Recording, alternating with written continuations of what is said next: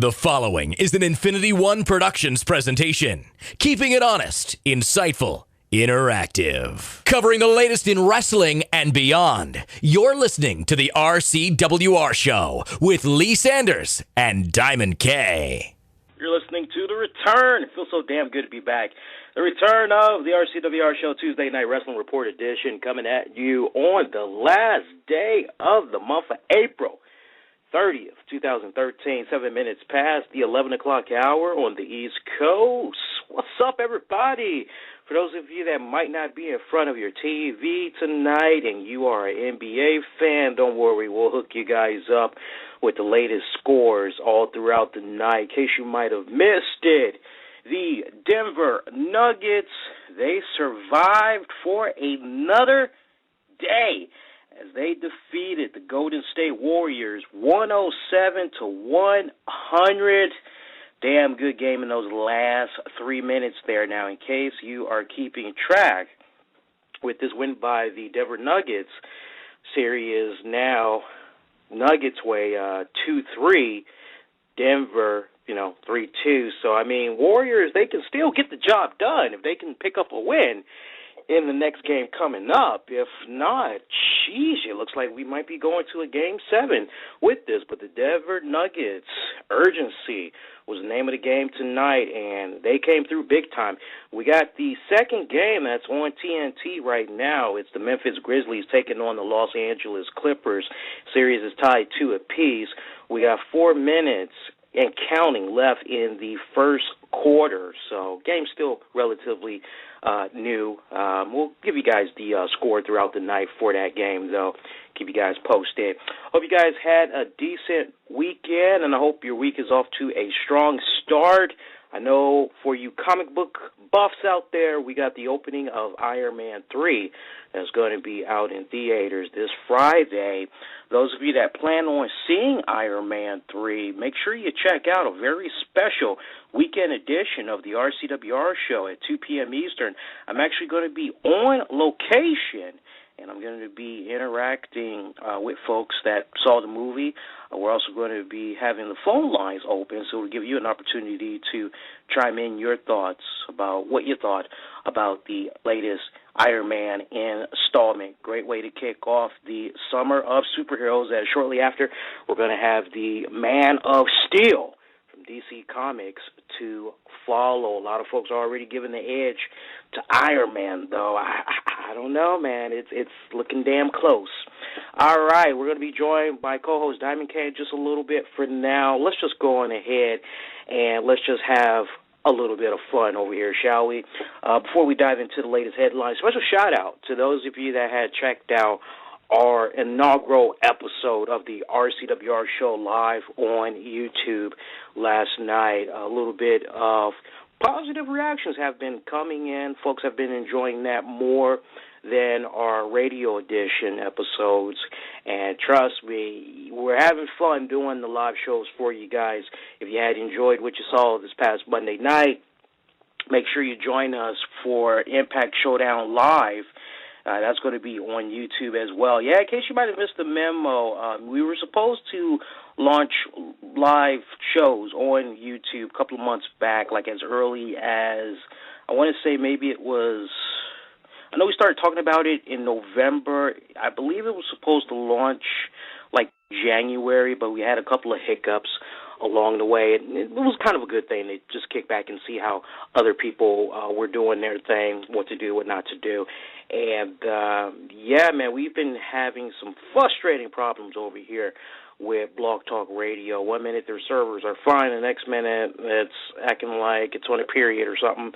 And as a result of that, we just said, you know what, let's see what we can do with YouTube. And we've actually had a decent turnout for the last 2 live shows that we've done. So continue to spread the good word. We'll do our best to try to see if we can simulcast on Blog Talk Radio in the very near future, because we don't want to leave our Blog Talk family left dangling in the wind. At the same time, though, we don't think it's fair to you, the listeners, to not be able to get a show whenever Blog Talk is having issues. So YouTube is definitely the place you want to be if you want to catch me and Diamond K live in the flesh. Otherwise, for your downloading and listening pleasure, you're more than welcome to just kick on back, check it out like you usually do on Blog Talk, check it out on Download, Stitcher, etc. All right, so let's talk about key points that had went down from this past WWE Monday Night Raw. And, we're just continuing the discussion from Monday's RCWR show live. And how can you hate the C-Nation leader himself, John Cena? I mean, I was just kicking back kind of asking myself that question when we saw him come out with the Make-A-Wish Foundation kid and his family, and all those kids were made honorary members of the WWE Universe of the Night. Now that 24 Hours has kind of settled in, because I ended up watching the episode again, I still can't help but feel as though something weird was supposed to happen during that segment. I was just kind of getting this vibe that maybe Ryback or somebody was going to come out and they were just going to have fun with Cena. And I'm just sitting on my hands thinking that, man, if this goes down, this is going to be an entirely different discussion covering Raw, but it turns out that wasn't even the case. They didn't go in that direction, even though it kind of came off a bit odd. And I guess it came off a bit odd because, just when we're so used to seeing WWE do so many tasteless, controversial things within recent weeks. I mean, we saw them have Paul Heyman dressed up as the late William Paul Bear Moody. Then a little bit before that, you're always hearing the running gags with Jerry Lawler's health and all. So you're kind of listening to those things, and you're just kind of saying to yourself, okay, John Cena, Make-A-Wish Foundation kids, okay, where's the punchline here? There's got to be something, but there was nothing. And, hey, just goes to show you that WWE, when it counts the most, they do have a big heart, and it is nice for them to really get behind and support John Cena, who has just for years has been kicking back, just granting wishes to all sick kids all around this country. I believe he has over 300 wishes that he has granted, which is like a record. And it was a good touching moment. I must admit that. I know we have a lot of people. They are just dedicated John Cena haters. They want to kick back, and they always want to make fun of the man, and they always want to kick back, and some will wish him death. I think that's just a little bit too extreme. Some wish that he would get a severe injury and be forced to retire. I think that's a little too extreme as well. But, at the end of the day, it's all about separating the character that you see in the ring from the actual person in real life. And what we saw last night was really, I think from a marketing standpoint, I think it was very smart for WWE. I mean, let's be for real. Within recent weeks leading up to John Cena becoming the WWE champion, we have been hearing the fans just chant boring at him.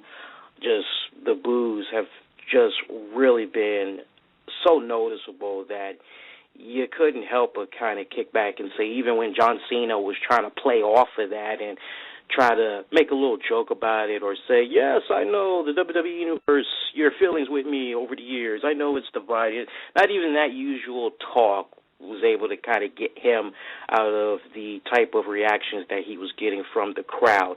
So I think that on top of having The Rock do the deed at this past year's WrestleMania to kind of just a little bit exploit John Cena's love for the Make-A-Wish Foundation, I think it was very smart. I think that, it's one hell of a smart way to try to get him over, not only as the WWE champion, but as the top babyface in the company. It kind of make, people kick back and say, he's really not that bad of a guy.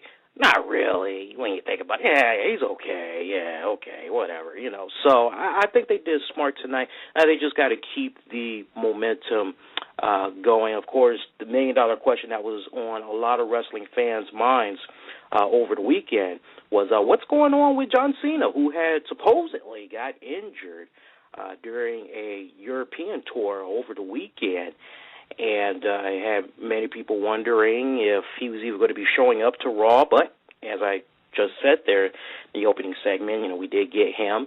But now people are wondering what exactly is going to be going on with him as far as his match against Ryback for the WWE title at the Extreme Rules pay-per-view. I'll offer a little bit more insight on that as I definitely want to go in depth.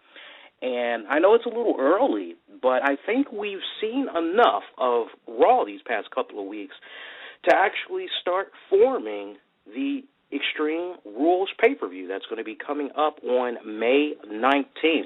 You're going to actually enjoy it. It's really cool. It's actually a first for us because we've never really just dive a few weeks into the crystal ball like that. We usually like to kick back and wait till the official card is announced and then go with the winners from there. But I think we have enough substance right now where we can actually go in depth, talk about what matches we should be seeing at that pay-per-view. But John Cena, his Achilles injury, supposedly, he didn't really address that on Raw this past Monday, but he would address the situation somewhat with Ryback, who said, okay, look, you're injured. We're supposed to be taking on the Shield in a handicap match.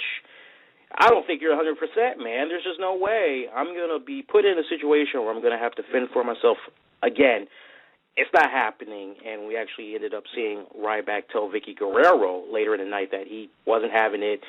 He's done, and that would eventually set up Ryback leaving the arena for the night. At least that's what we were led to believe. Kane and Daniel Bryan, despite hearing the news of what went down, they still wanted to get their hands on the Shield, as Kane was looking for a little bit of retribution for what they did to his brother, Undertaker, last Friday night on Smackdown. If you guys had missed that, you might want to do yourself a favor after you're done listening to tonight's show.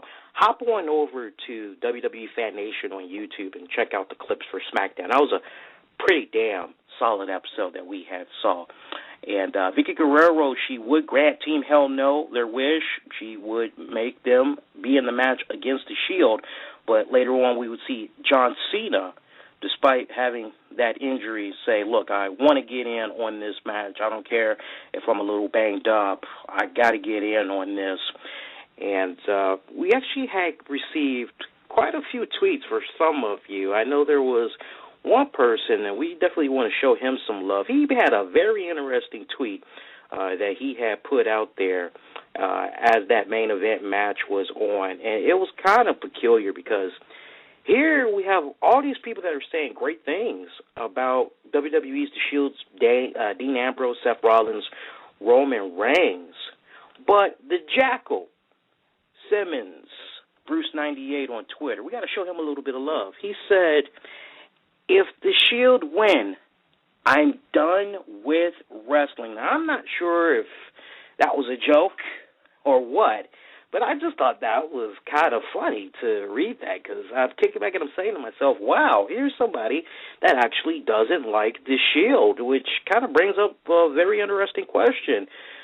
Are the Shield winning too much? Is WWE kind of overhyping them? Maybe there's some of you out there that kind of feel that way. I definitely want to put some of you on the spot and get you all's take on the Shield. If you think WWE are overutilizing them too much, we will open up the phone lines. I definitely want to get you guys' thoughts on that. So if you'd like to chime in on that particular question, listen to the prompts, get yourself heard live on the air. We'll take your calls in order. And, but I thought that was kind of like, I'm kicking back and I'm just kind of analyzing what all we've seen from the Shield since they've come into the WWE. And honestly, I don't have a problem with them whatsoever. I think that WWE has just been really smart with the way that they have been utilizing them since they first came to the scene.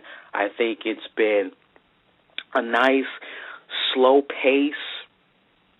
I really can't complain, and I'm one of those type of guys. I remember what was going on with the Nexus. I remember what was going on with the Core. I remember what was going on with the Straight Edge Society. I remember what was going on with the Spirit Squad. I remember what was going on with Rights to Censor. I mean, honestly, I really think that they are doing this justice, no pun intended.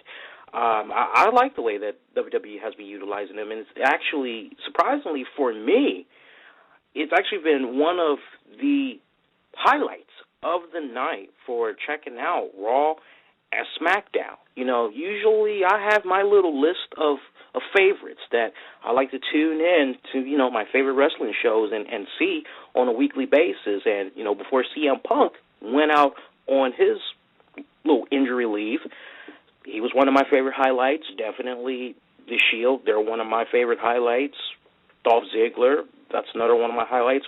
Ryback is one of my highlights.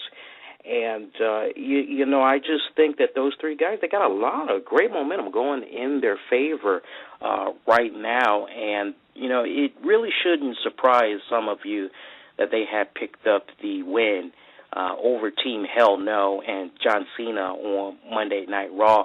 I think the odds of the Shield, if you want to try to look forward, the odds of them losing, within the next 90 days, I don't think it's going to go down. Just looking at the calendar right now, I don't think the Shield I don't think, honestly, they're going to pick up their first taste of defeat as a trio. I don't see that going down until maybe, I believe SummerSlam's in July, maybe August, maybe September. Maybe September they might pick up their first defeat, but I just don't see it happening anytime in the next 60 days. And you can take that, cash it. That word is bond. I'm not switching up on that one. Other key points that we saw from WWE Raw this past Monday night, we had saw two damn good matches between Dolph Ziggler and Alberto Del Rio. Ziggler, he had took on, if I'm not mistaken, took on Kofi Kingston. And it was a champion versus champion match. Of course, Kofi Kingston, the United States champion right now, a three-time United States champion. Damn good match right there. That was probably one of my best highlights of the night when I play back Raw in my head. I enjoyed that match a lot. I actually went on record and gave that match a 4.5 out of 5. And I thought that was really on point. How about the insult to injury, though, post-match? Big E Langston just delivering not one but two big end finishers on Kingston.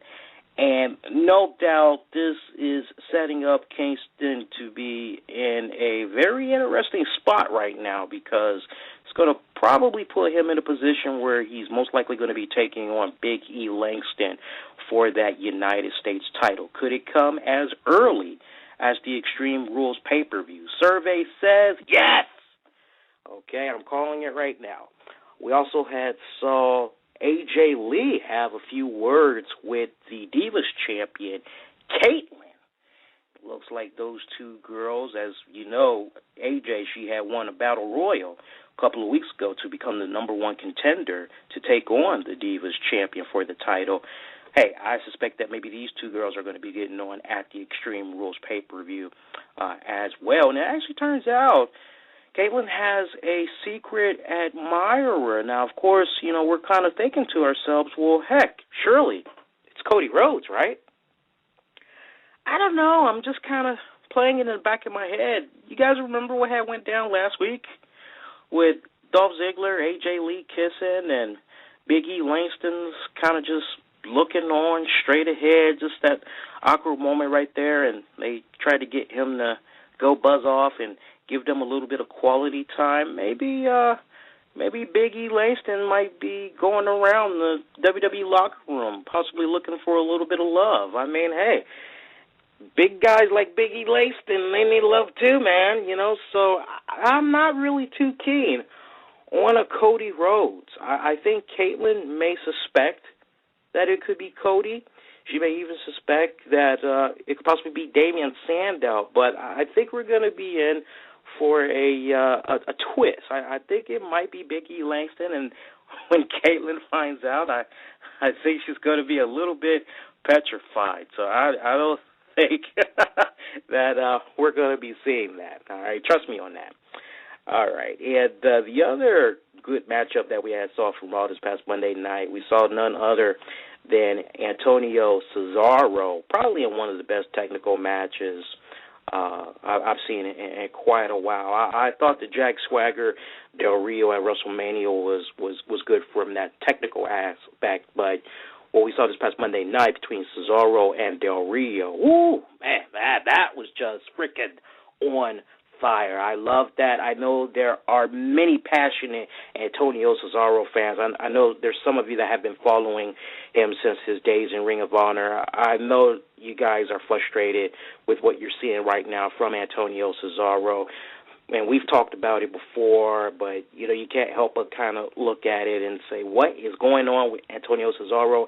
Has he pissed somebody off in the WWE upper management booking? Because it seems like every time you turn around, he's been just on a losing streak. And, call it for what it is. Hey, damn good match that he had this past Monday night. No doubt about that, despite the fact that he lost. It was a damn good match. Great outing by him, especially on the offense. Never disappoints. I could watch that guy for hours. I think this is really just a case where WWE, they aren't really paying attention to how they're utilizing certain wrestlers, and I think, unfortunately, Antonio Cesaro is one of those people that's just unfortunately lost in the shuffle right now. And I know for some, you may not buy that, but you'd be surprised. I mean, unless you're in a position where you're pretty much managing your own company and you have your own amount of staff under you, it's one thing if you have a very small group of staff. Then you can pretty much keep track of everybody. You keep track of their work, know what they're doing, yada, yada, yada. But when you have a company as big as WWE and you're trying to put in the X amount of people, same X amount of people at that on the same program every single week, and then you're trying to figure out who you haven't used or who can you use for your other main programming, who can you use for your internet shows.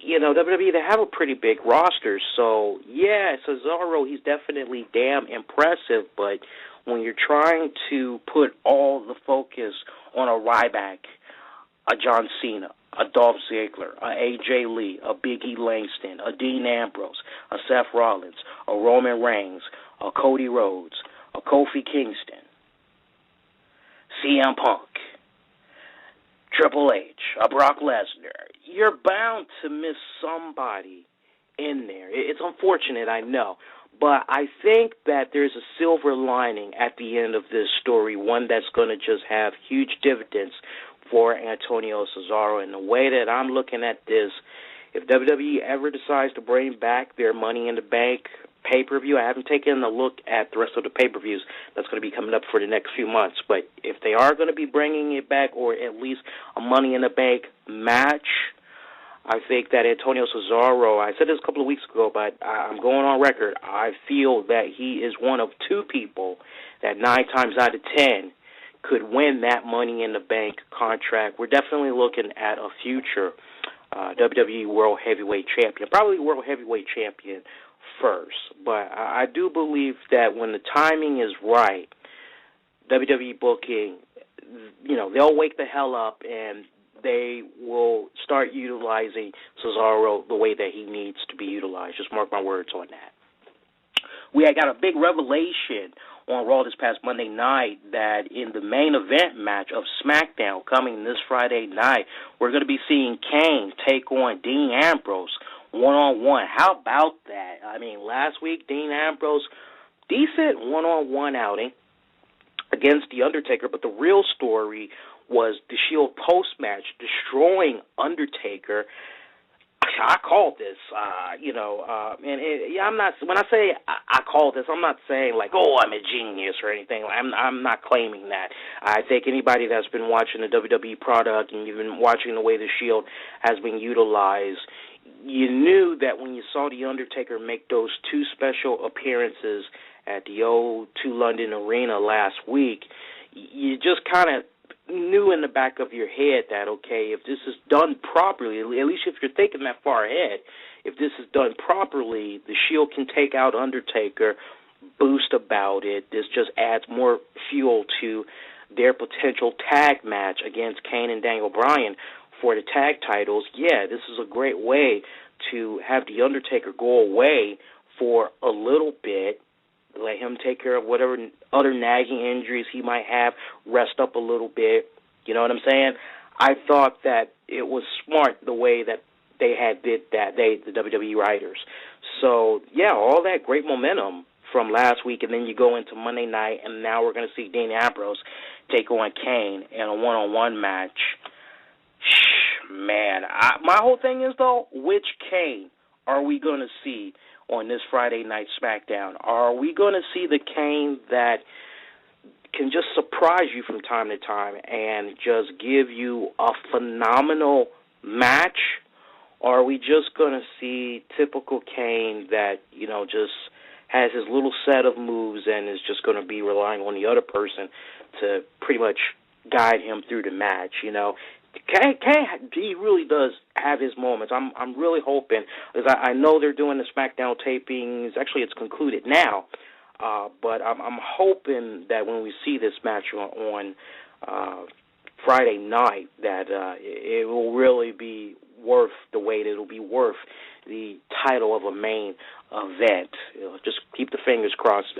If you're a longtime Kane fan, you know exactly what I'm talking about. You know how he can be hot and cold sometimes. So just keep your fingers crossed. Hope we get a pretty damn good match right there. Other than that, how about the interesting stipulation that has now been added to the ladder match between Alberto Del Rio, Dolph Ziggler, and Jack Swagger at Extreme Rules for that World Heavyweight title, folks? Yeah, if you missed it, looks like there was a kind of a funny triple threat match where it was Ricardo Rodriguez taking on Big E Langston, taking on Zeb Coulter. Winner of that basically gave their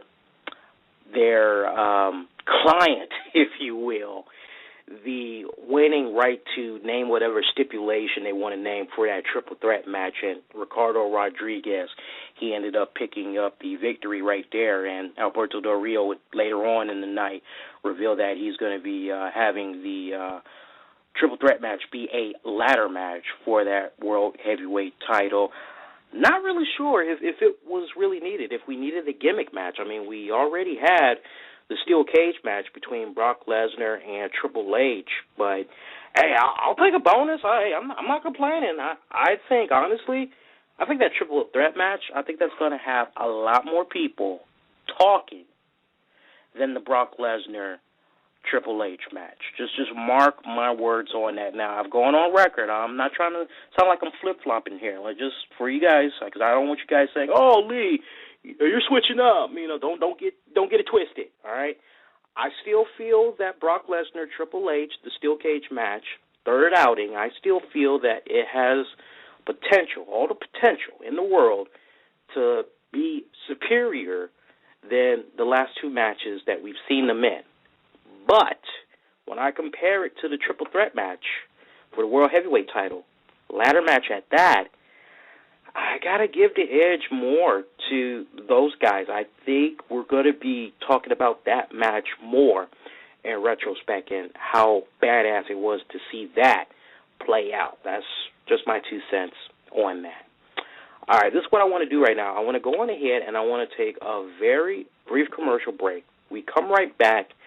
We teach you guys about it. I want to actually dive into the Extreme Rules pay-per-view. I want to give you guys my thoughts on some of the other matches that we're probably going to be seeing go down I'll give you guys my match predictions. We already know some of the matches that were announced, but I just want to look into the crystal ball and see if I might be able to call it right. You're going to have a little bit of fun with this. I think you might be a little bit surprised with some of the stuff that I'll be calling on this. And then we'll also dive into the very latest in wrestling news headlines and beyond. I hope you guys have been enjoying the show so far. It's been a long time since I have done the RCWR show solo. Normally I have the weekend edition, but hey, I hope you guys are enjoying the flow so far. I know some of you like it when I'm doing it solo.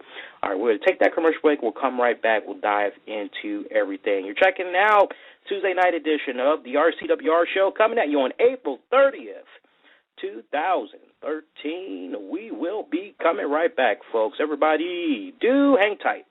Thank you for listening to tonight's show. If you enjoyed our coverage, be sure to check us out every Tuesday night at 11 p.m. Eastern at blogtalkradio.com/the RCWR show for all the latest in wrestling news and beyond. Lee Sanders with you all on April 30th, 2013.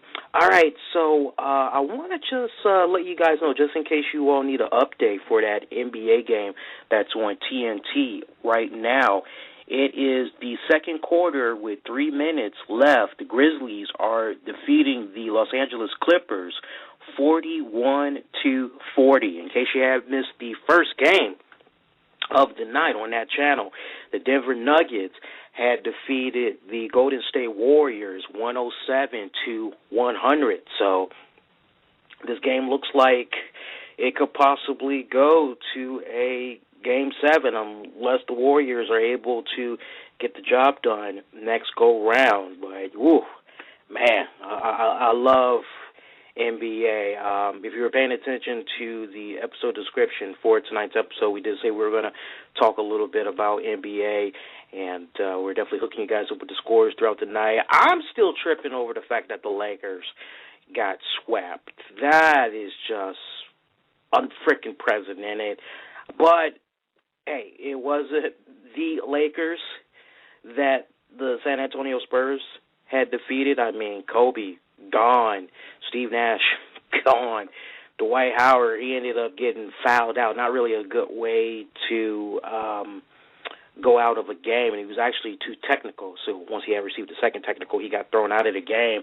Not really a good way to go out, but we got all that drama that's just going on with that team. What's going on with Dwight? What's up with Kobe? Is Kobe going to come back 100%? Because by the time he does come back, he's going to be 35 years old. And, you know, at that point, you're pretty much considered to be an old man in the NBA, which I think is a big load of crap. I mean, 35 is still young, but, hey, the body tells a different story. You can't perform like a 25-year-old would, but there's so much stuff that's going on right now in the NBA. Spurs are getting a much well-deserved break. Looks like the earliest they could be playing is Saturday or maybe on Monday, I believe, of next week. And, you know, I know they do not want to be taking on either one of those teams. I believe they're waiting for the winner between the Warriors and the Nuggets. That's some fresh legs right there on that team. The name of the game for the Spurs, regardless of those two teams, they would need to be able to just keep it at their pace. You know, you got a lot of old guys on there. They need to keep it on their pace and you know, play the game at their level, because if they even try to play running all up and down the floors, they're going to lose that battle regardless of which team they go after. But if I were to kind of just look at those two teams and offer who might be easy pickings for the San Antonio Spurs, I'd go with the Nuggets, quite honestly. There's just something about the Warriors. I don't want to see the Warriors take on the Spurs. I think the Warriors would just have a field day with them, but I think they can get past the Nuggets for sure. But hey, that's just me talking, okay? I could be wrong with that, all right? But that's going to do it. I want to apologize to you guys. I don't know what is going on with Diamond K tonight.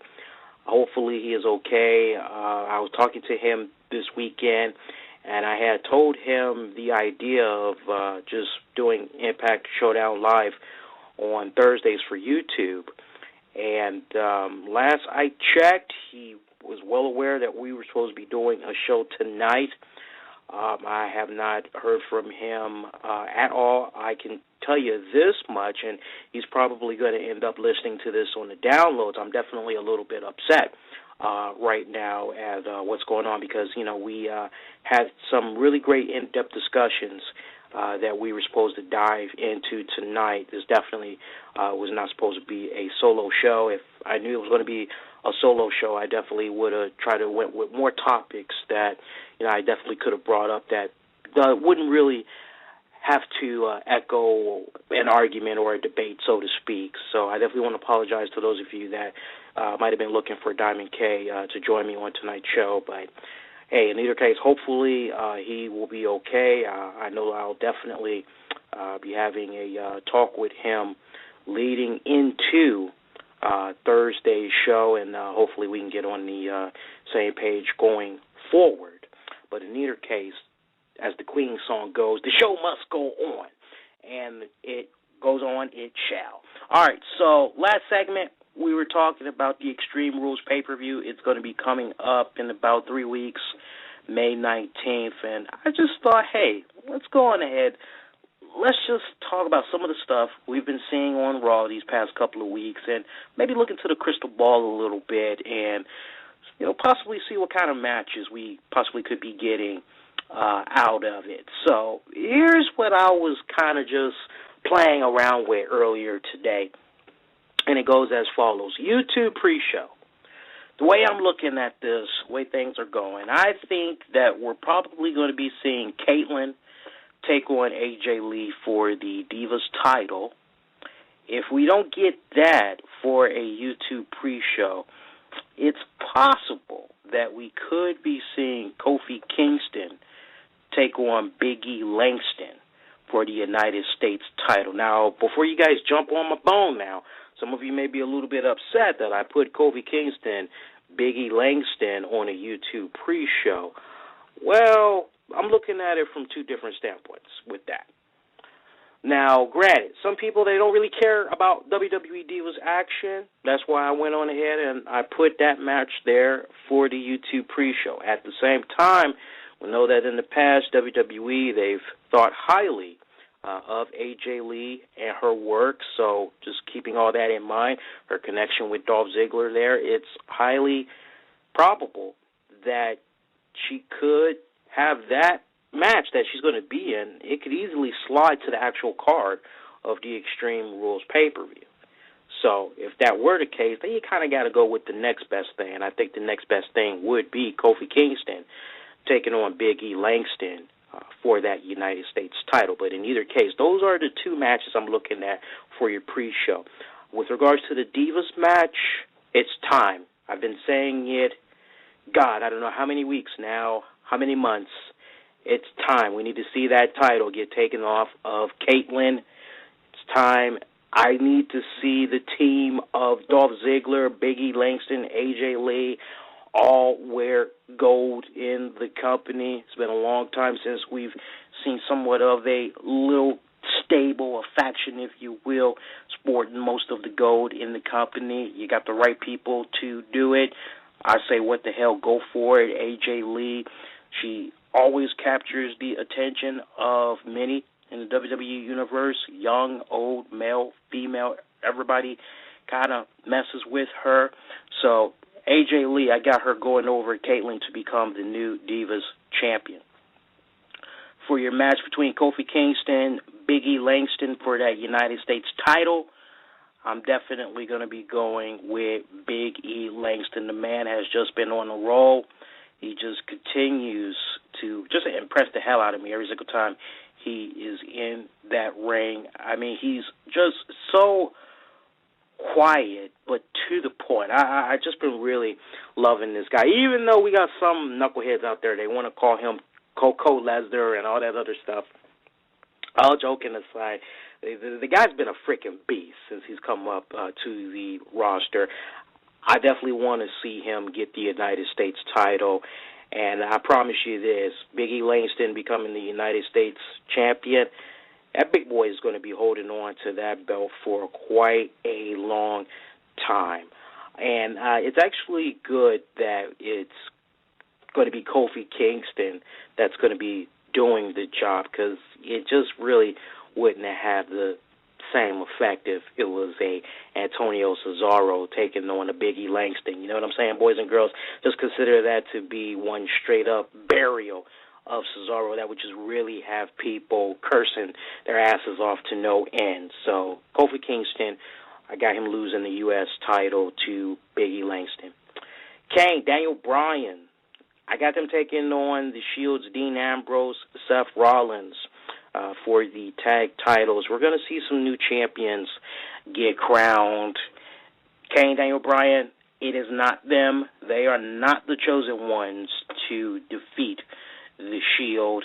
Shield is going to go on to be undefeated for a little while longer. Now, granted, we've seen just a little bit of kinks in the Shield's armor when it comes to singles matches. Remember, Dean Ambrose, he did lose to The Undertaker on Friday Night Smackdown last week. It was via submission. So keep that in the back of your mind, as WWE, they are willing to let Shield lose in singles matches when it counts the most, but it looks like they're very high on them as a trio. So don't expect them to lose anytime soon as a trio, but as far as those tag titles go, it's time to see Kane and Daniel Bryan go their separate ways. No doubt there's probably going to be a rematch for the tag titles. I got them coming up short. We could probably see the rematch happen as early as Monday Night Raw. You know how sometimes they like to do it the night after the pay-per-view. They like to try to give us maybe one or two rematches from the pay-per-view. I can see Kane and Daniel Bryan trying to invoke a rematch clause in their contract. I still got them coming up short. Kane and Daniel Bryan, it's time. We need to see Daniel Bryan go back to being that type of guy he was right after he had lost to Sheamus in 18 seconds. Kane, he'll be all right. I mean, his career is kind of starting to wind down a little bit. Really, they need to put all their marbles into Daniel Bryan right now. Sheamus taking on Mark Henry. We've been seeing how these two guys have just been going at it week after week. Most recently, this past Monday Night War, we saw these two guys engage in a tug-of-war. Can't remember the last time I've seen a tug-of-war on WWE programming. It's been a damn good minute, but that was hilarious right there. These two guys, they just do not like each other, and when you have those ingredients and the fact that these guys are one of the best big and physical guys in the WWE, we're in for a decent match. I feel Mark Henry, ever since he's come back from his recent injury, the man has just been on freaking point. He has literally picked up right where he left off with his Hall of Pain gimmick. And at the rate that he's going, man, Mark Henry, he could probably taste that World Heavyweight title one more time, or maybe even the WWE title before he hangs up the boots for good. But with Mark Henry taking on Sheamus, definitely going to be a very physical match. Don't look for any arm bars in that match, boys and girls. For this one, man, thinking about those brutal tackles that Mark Henry's been doing to Sheamus the past couple of weeks, and then Sheamus kind of coming back with a little bit of retribution there as he did that bro kick to the face of Henry this past Monday night. 3 weeks to go. The way this is looking on paper, I would love to go with Mark Henry. I think that's the route you need to go. But Sheamus needs a little bit of retribution right here. He needs to get a little bit of that big payback. I got Sheamus going over Mark Henry, but don't be too surprised if the two guys go at it again one more time, maybe at another pay-per-view. Randy Orton, he's been a little bit quiet. He really kind of comes off as if he needs a little something to do, and as we kind of got a little taste of the promo that he had cut on Raw this past Monday night. It looks like he isn't quite done with the Big Show just yet. And Big Show, as we know, he's been doing a little bit of promotional touring, things of that nature. Just in case you guys haven't been able to figure out what he's been up to, most recently he was with Stephanie McMahon at the Yahoo press conference earlier today, as they've announced that WWE will be partnering up with Yahoo. I'll tell you a little bit more about that after we get done with the full card, but Big Show, he has been still active in the WWE. I would like to see Randy Orton and Big Show go at it. I know that's probably going to be a little bit of a snoozer for some folks, but leave it to Randy Orton to do what's necessary to carry the match. I got Randy Orton going over Big Show. Hasn't really been that much support for the Divas as far as tag team action goes, which, honestly, in my eyes, the tag action that we've been getting for the Divas has been better than the singles matches.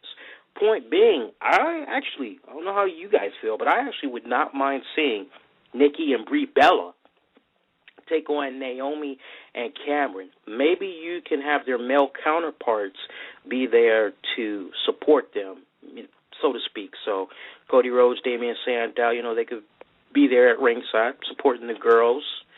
Sweet Tea, Brodus Clay, same deal for the Bella Twins, but all the focus needs to be on Nikki and Brie Bella taking on Naomi and Cameron. Hey, remember, after all, we were supposed to see this at the last pay-per-view, and we didn't get it. So what better way to kind of redeem, and not to mention it'd be kind of cool to have a little bit of a filler match, give people a chance to take a piss break, all that good stuff. Yeah. But for that one, God, I love Nikki and Brie Bella, man. They have just been on ever since they've come back, I've just been more fascinated. I don't know if that's really the right word I want to be using, but I've been, I guess, a little bit more engaged into them and their characters, and actually wanting to see them in the ring. They do have my attention. Aside the fact that they're twins and they're freaking hot, they do have my attention when it comes to the in-ring action. I do want to see them pick up the victory. Not to mention it kind of helps their stock a little bit more since they got that new WWE Divas show that's supposed to be premiering on the E! Network shortly. All right, we got two matches left, boys and girls. Of course, Brock Lesnar taking on Triple H.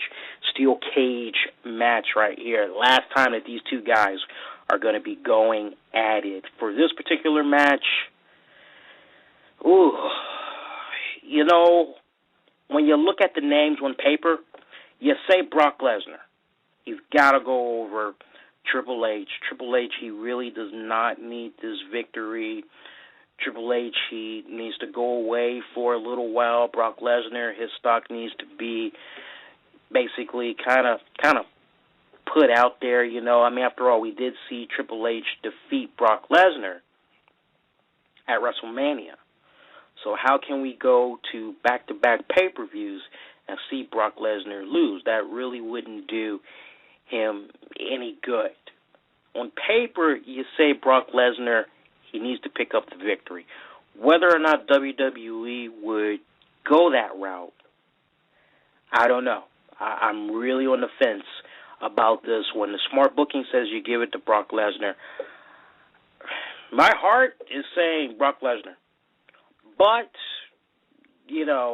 my mind is saying Triple H. So how do we rectify this? Well, that's a tough one. This is a real tough one. Let's look at it from this standpoint.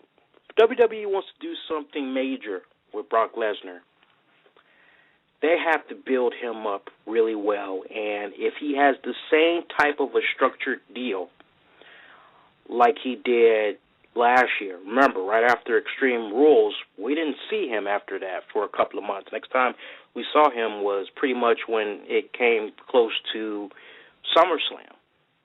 So keeping that in mind, you're kind of saying to yourself, and this is what you have to put into the back of your mind, if he has the exact same type of deal, same number of dates. This could be it for Lesnar for a while. The smart booking would be to have him go over Triple H, come on out the next night on Monday Night Raw, pretty much boast about how he beat the crap out of Triple H. There's no one in the company that can stop him, yada, yada, yada, yada, yada. That's pretty much it. Maybe eventually this could set Brock Lesnar up if written properly. Maybe it could set him up for a match with CM Punk at SummerSlam. Food for thought. I'm going to go with Brock Lesnar for the victory over Triple H. And for the WWE title, John Cena taking on Ryback for the WWE champion. Could we possibly be seeing a new champion at the Extreme Rules pay-per-view? John Cena's first title defense? You can't help but ask that question because you're wondering to yourself, how serious is the injury that he has with this right Achilles? Is the injury that serious at all? Honestly, I don't think it is. I think this is just a story angle to set up John Cena so he can take a little bit of time off. We've been telling you guys, and in case you missed it, we'll tell you guys at least one more time. This guy is supposed to be taking a couple of weeks off in May. He's going to be missing a few episodes of Raw. I think that what we saw with the whole right Achilles, I think this is just them trying to set him up so he can be off TV for a little bit. Unlike The Rock, though, I see no reason why you need to take the WWE title off of him. I think Ryback, he's been doing a phenomenal job, despite the fact that all of a sudden this heel turn just pretty much came out of nowhere, and I still kind of feel that WWE is going the wrong route in having him be a heel right now. But despite all that, this first title defense, I just don't see Ryback becoming the new WWE champion.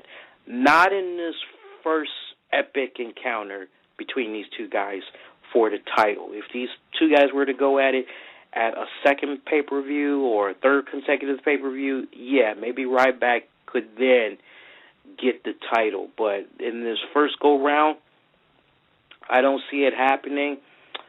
It would not surprise me if WWE would be arguing about this right on up till the night of the pay-per-view. It would not surprise me to hear headlines come out that Vince and the crew, they seriously were considering putting the title on Ryback. But I just don't see it happening this first go-round. So, John Cena, I know, I can just feel the boos coming from you all right now. John Cena, though, he would still retain the title. All right, let's recap for you guys one more time. Take it up from the very top. We'll work our way back down. For your YouTube pre-show, pending right here, 2 matches we could possibly be seeing. They want to just have it come down to one match on their pre-show. We could possibly see Caitlyn take on AJ Lee for the Divas title. If that's the case, AJ Lee becomes the new champion. If we don't see that match for our YouTube special, maybe we could see Kofi Kingston take on Big E Langston for the United States title. And in the event that happens, Big E Langston becomes the new United States champion. For the tag team titles, I have the Shields, Dean Ambrose, Seth Rollins becoming the new champs. Sheamus, much-needed victory over Mark Henry. I have Randy Orton going over the Big Show. Nikki and Brie Bella, I got them going over Naomi and Cameron. Brock Lesnar versus Triple H steel cage match. I've got to go with Brock Lesnar. Smart booking says you got to have Lesnar go out strong because we're not probably going to see him for a couple of months. And for your main event match, John Cena taking on Ryback for the WWE title. First outing, you got to give the big W to John Cena. Just doesn't really add up to see him go from The Rock, defeating the great one, the so-called People's Champion, etc., to losing to Doomsday, a.k.a. Kryptonite, Mr. Ryback Rules. Not in the first outing, maybe at the second or third pay-per-view that these two guys lock it up for the title.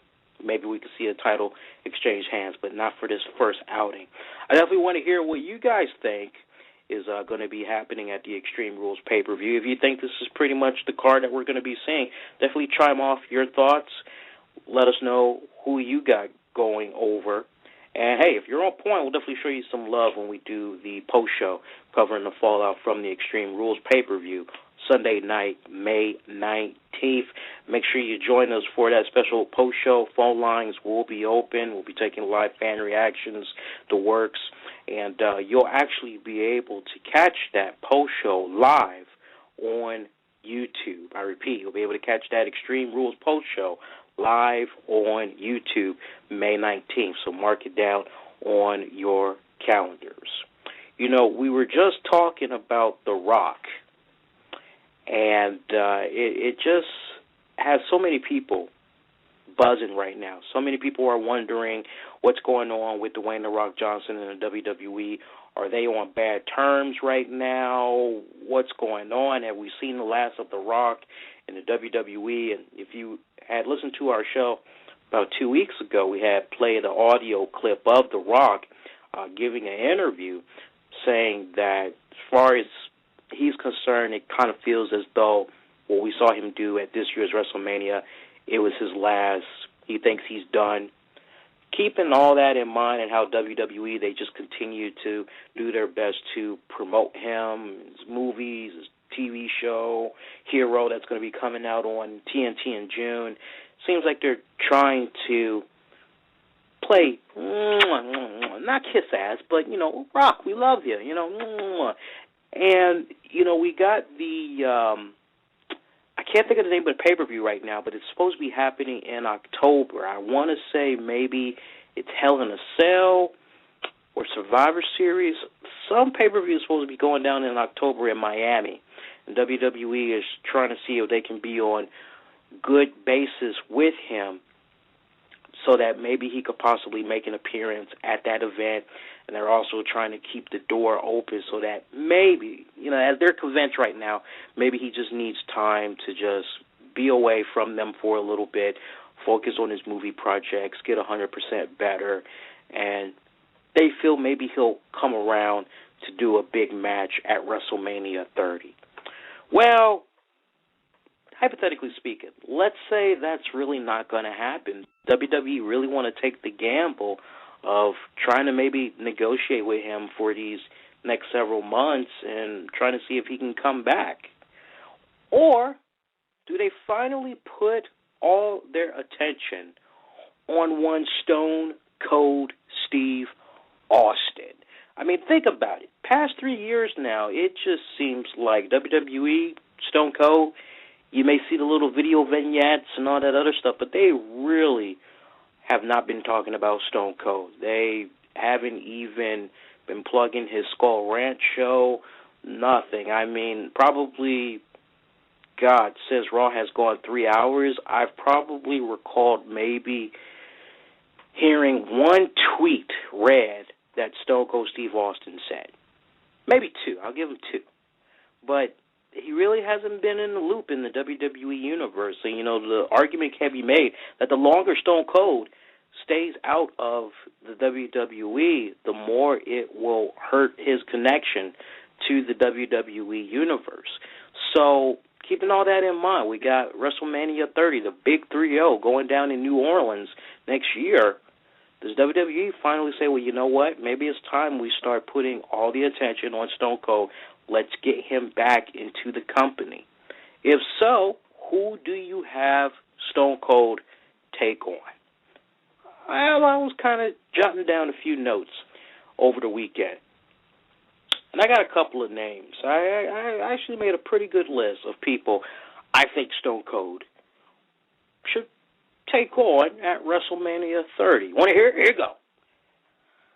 Stone Cold versus CM Punk. I mean, these two guys, that's like a freaking no-brainer right there. They're almost mirror images of one another.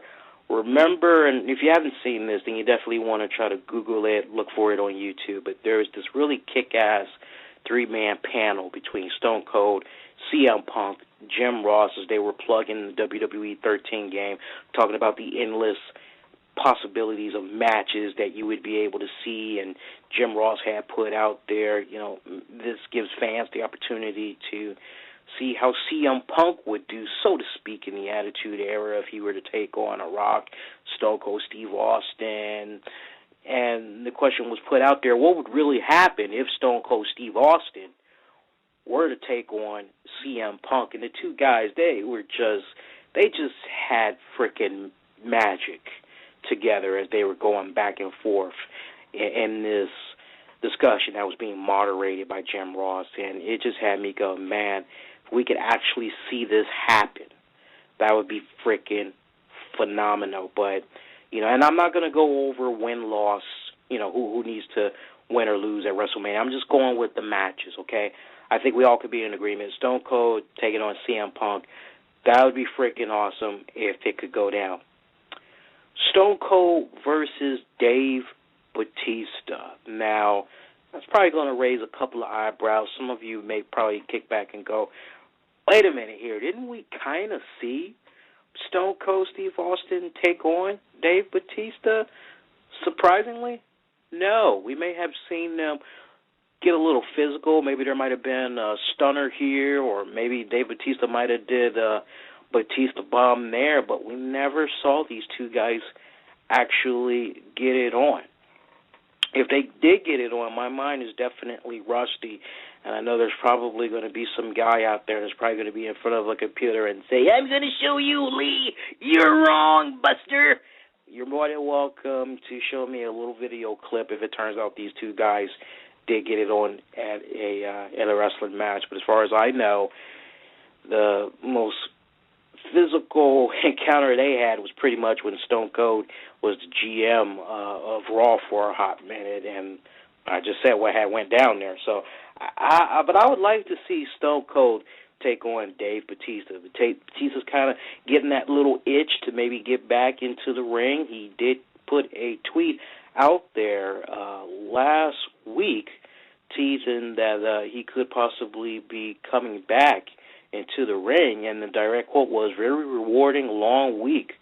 Hashtag miss the days when I could entertain you live and in person, but trust me, you're going to love what's coming. So take that for what it's worth. Does it mean that maybe he's going to be coming back into the WWE, or maybe he's involved in some type of a new live reality show?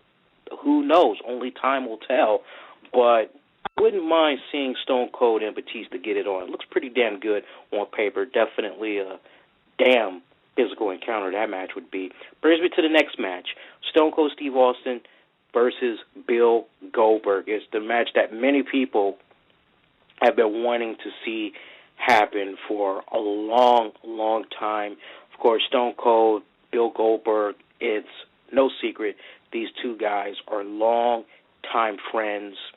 They're always engaging one another in little business endeavors and all that other good stuff. Good chums. Be really fucking kick-ass to see these two guys get it on. Bill Goldberg has gone on record numerous times and said that if there was one person that he would like to wrestle, if there was one person that he would go back to the WWE just to take on for one night, he said he wouldn't mind taking on Stone Cold Steve Austin. Everybody has a price, as the $1 Million Man likes to say. Hey, Stone Cold, Bill Goldberg, that would definitely be a damn good match right there. Here's one that may surprise you guys. Stone Cold taking on Sheamus. Now, I was just kind of thinking about young guys on the roster who could use a really good rub-off. And then I was also thinking about some tweets that Stone Cold had put out about Sheamus late last year, saying Sheamus, back at the time when he was still the World Heavyweight Champion, saying how he has all the greatest potential in the world in being one of the best WWE superstars, but he just needs to find that it factor to take him to that next level. And basically he had encouraged Sheamus to continue his craft, and Sheamus got hold of the tweet and thanked him for it and told him, he's always working on improving. And I just couldn't help but kind of think to myself when I initially saw those exchanges of tweets. Damn, how badass would that be to see Stone Cold work with Sheamus, pretty much show him how it's done. Maybe Stone Cold could be what could take Sheamus to that next level, light that fire under his ass, and just watch Sheamus go. You thought his first run in the WWE leading up to him taking the WWE title away from Triple H was something. I think that him working with Steve Austin, that would just totally blow that out the ballpark. Rounding off the list, surprisingly, it never happened. Stone Cold Steve Austin versus Undertaker. Hello? I don't know how you guys kind of feel about that, and I know there's probably going to be somebody, and I'm going to show you, Lee, those two guys actually did get it on at WrestleMania. Last I checked, I have a couple of the Streak DVDs. These two guys, they never got it on. A lot of people are saying Undertaker's streak, it needs to end at WrestleMania 30. How badass would it be to see the streak end at WrestleMania 30 with Stone Cold Steve Austin? I mean, those guys, they've given us some pretty great matchups in the past. It's kind of nice to see these two guys get it on. Stone Cold taking on Dolph Ziggler. Yeah, I actually put Dolph Ziggler on there. Just picture the angle as it is, okay? You got Dolph Ziggler, he's cocky, he wears the title backwards on his ass, and he's always talking about showing off, backing up what he's saying, all this. Stone Cold's whole thing could be, you need to learn a thing or two about respect for that title, yada, yada, yada. You know, if Dolph Ziggler does this right, boys and girls, we could be seeing Dolph Ziggler holding on to that title all the way until next year's WrestleMania. So, I mean, just keeping all that in mind, how badass would it be to kind of see Stone Cold engage Dolph Ziggler the way that I'm suggesting to eventually see these two guys get it on for the title? Could you? Yeah, and it could be for the title. I actually wouldn't mind seeing that happen. Of course, I would have Stone Cold come up short, but that would be a damn good matchup. Stone Cold taking on Ryback. I don't really need to go into details about that. You just think about the way Ryback has been operating way before he went heel. He just so reeks attitude era. That's a guy that you just look at and you say to yourself, man, if only we would have had this guy in the attitude era, this guy would have been just on freaking fire. And honestly, I think Ryback could keep up very well with Stone Cold on the mic, definitely in the ring. Can you just imagine how the story would kind of play out in the ring there? Of course, Stone Cold, he would probably be the general in that match, and as he should, as he guides Ryback, you know, along the way. But who's to say Ryback would be better when you fast forward? You know, I know some of the stuff that we see of him in the ring right now, he's still a little bit stiff. Maybe it could be shaken off by the time their match would come about, if a match were to come about at next year's Mania. But those two guys, I think they would have a damn good match. Of course, the match that definitely never happened, it's what had Stone Cold Steve Austin take his ball and go home, as he thought it was stupid to take on this man on an episode of Raw. Of course, I'm talking about Brock Lesnar. I'm not even going to go into any more details about that one. If you're kind of like, oh, please go into more details, or why should these two guys, do yourself a favor, if you don't know the history about Steve Austin taking on Brock Lesnar, Google is your best friend, because it would take me, as much as I would like to tell the story, that's about 15 minutes right there. I don't really feel like going all into a story like that. Do your research on that. It's the match that had a lot of folks talking, always wondering what would have happened if they locked it up. Now that we see these two guys, or correction, now that we see Brock Lesnar is back in the WWE, is it possible maybe we could have Stone Cold in? And if so, hey, you know, maybe we could see these two guys finally have the match that was supposed to happen. And last but not least, this is just for what the fuck purposes only. I just think it would be kind of funny to see. Stone Cold teaming up with The Undertaker and Ryback to take on the Shield, Dean Ambrose, Seth Rollins, Roman Reigns. How about that? A 6-man badass motherfucker match. That's basically what I'm dubbing that. You must admit, that's a very interesting combination right there. And who the heck would need to pick up the victory right there? I know people would just be debating about that for. I know you guys would be divided with that right there, so have fun with that. What do you think? I definitely want to hear your thoughts on this list. If you agree with a lot of these names, if it makes sense to you, that if Stone Cold were to come back into the WWE, would you be keen on seeing some of these matches go down? Or maybe you might have a match of your own that you think Stone Cold would do better and that I didn't mention. We love to hear from you. Hit us up on Twitter at Infinity1Prod. You can also hit us up at the RCWR show. That's our new Twitter handle. You can also hit us up on Facebook at Infinity One Productions when you get a free moment. I hope you appreciated that list there, because I took the weekend and just really kick back and think about who all we could be seeing there. Got an NBA score update for you all right now. It is 7 minutes in the third quarter for the Grizzlies taking on the Los Angeles Clippers. Grizzlies are beating the Clippers 60-52. Once again, third quarter, 6+ minutes left in that respected quarter. And if you had missed the first game earlier tonight, the Denver Nuggets, they defeated the Golden State Warriors 107-100. They have forced another game now. Hopefully, Golden State Warriors, next go around, they'll finally put that dagger in and move on to the next round in the playoffs. And, folks, that is pretty much going to do it. I think we did a damn good show tonight. Would have really been kick-ass to have Diamond on the show, because I definitely was looking to go over that list with him for Stone Cold and the Extreme Rules pay-per-view and get his thoughts on, what all he thought was going to be going on and what he thought about the Stone Cold list. I don't know. Maybe we can bring it up with him on next Tuesday night's show.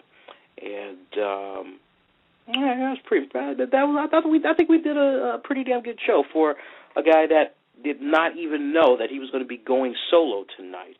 But I got some good news I want to share with you guys, just in case you might have missed it.